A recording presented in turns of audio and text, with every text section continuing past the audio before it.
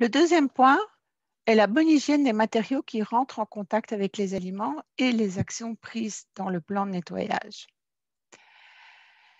Ici, vous voyez la photo malheureuse d'une scie qui a été utilisée, mais ça fait vraiment un moment qu'elle n'a pas été nettoyée. Quel est le risque si on nettoie mal les instruments qui entrent en contact avec les aliments, à votre avis? Eh bien, le risque est principalement un risque microbiologique.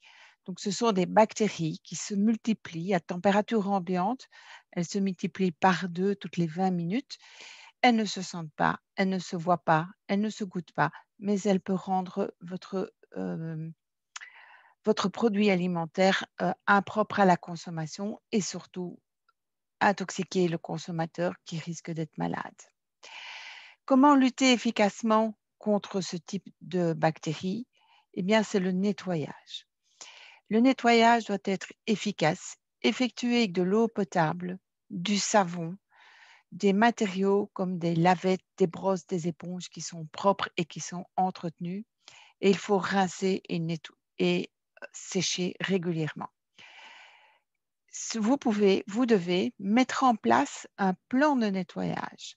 Alors, un plan de nettoyage, ça consiste en quoi?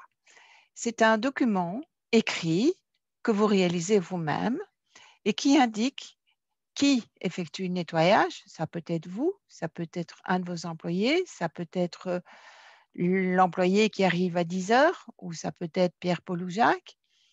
À quelle fréquence c'est nettoyé? Tous les jours? Une fois par semaine? Une fois par mois? Qu'est-ce qui est nettoyé? Les tables de travail, le sol, les frigos, les couteaux, les ustensiles. Et avec quel produit c'est nettoyé? Qu'est-ce qu'on utilise comme savon? Éventuellement désinfecter si c'est nécessaire. Et quelle est la méthode de nettoyage? De temps en temps, il faut laisser poser le produit pour qu'il agisse, notamment si vous avez des friteuses ou des fours où la crasse s'est incrustée dans le matériau. Évidemment, il vaut mieux laisser poser le produit pour qu'il puisse agir et pour pouvoir ensuite nettoyer. Je vais vous montrer sur le site internet de l'AFSCA des documents que vous pouvez trouver, notamment le plan de nettoyage que vous pouvez trouver ici dans le guide d'autocontrôle boucher, guide d'autocontrôle que vous connaissez, que vous trouvez gratuitement sur le site internet de l'AFSCA. Et vous avez également les fiches Quistart qui reprennent des points précis comme l'entretien et le plan de nettoyage à relire régulièrement pour vous et votre personnel également. Donc, je vous rappelle que nettoyer est indispensable.